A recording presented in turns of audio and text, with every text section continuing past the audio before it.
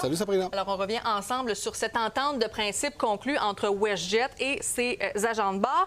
Bon, encore une fois, un autre conflit dans une compagnie aérienne canadienne. Est-ce que ça commence à entacher, en fait, la réputation, justement, des transporteurs aériens canadiens? C'est sûr que pour les voyageurs, pour les gens qui nous écoutent, qui partaient en vacances, c'est une tâche indélébile sur l'industrie, globalement, l'industrie canadienne du transport, parce qu'ultimement, lorsqu'on prend ces vacances-là, ces voyages, on s'attend à une fiabilité et chaque retard crée des désagréments importants. Imaginez quand c'est 3-4 jours puis qu'on est obligé de canceller des vacances. Oui, effectivement. Et sinon, qu'as-tu pensé, en fait, de la communication de WestJet envers les gens qui étaient pris notamment à l'étranger ou même les gens, par exemple, qui se trouvaient à Montréal et qui voulaient aller à l'étranger? On a senti que les gens étaient un peu perdus là, dans tout ça. C'est là où je trouve qu'on a erré le plus et du côté de chaque compagnie qui vit une crise, on dirait qu'on ne sait pas comment réagir. Je trouve ça un petit peu hallucinant de voir des gens attendre à l'aéroport pendant des heures, de voir des gens à l'étranger qui n'ont pas de réponse.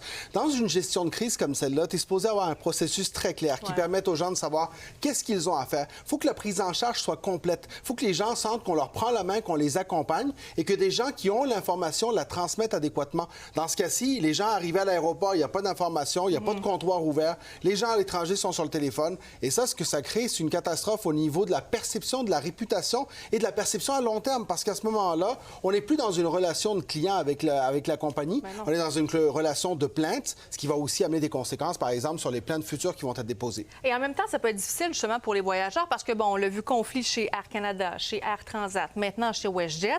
Les voyageurs canadiens peuvent dire, bien, je ne veux plus nécessairement prendre ces compagnies aériennes-là, mais ça reste que c'est quand même difficile. Il n'y en a pas beaucoup des compagnies canadiennes. Et c'est là où, justement, il faut revenir sur comment le gouvernement va gérer la réputation de notre industrie aérienne globalement. Parce que ce qu'on se rend compte, c'est qu'au Canada, il semble manquer d'une structure qui nous permette d'éviter certaines grèves.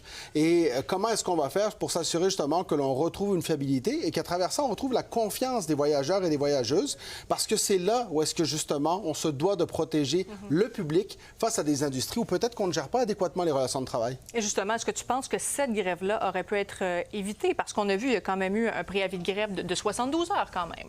Lorsqu'on voit la durée de la grève, on peut justement se poser la question, est-ce qu'on n'aurait pas pu en venir à une entente plus rapidement? Est-ce qu'il y a eu de la pression, par exemple, du ministère des Transports ou du politique pour dire à WestJet, OK, là, il faudrait embrayer parce que sinon, on va être obligé d'intervenir.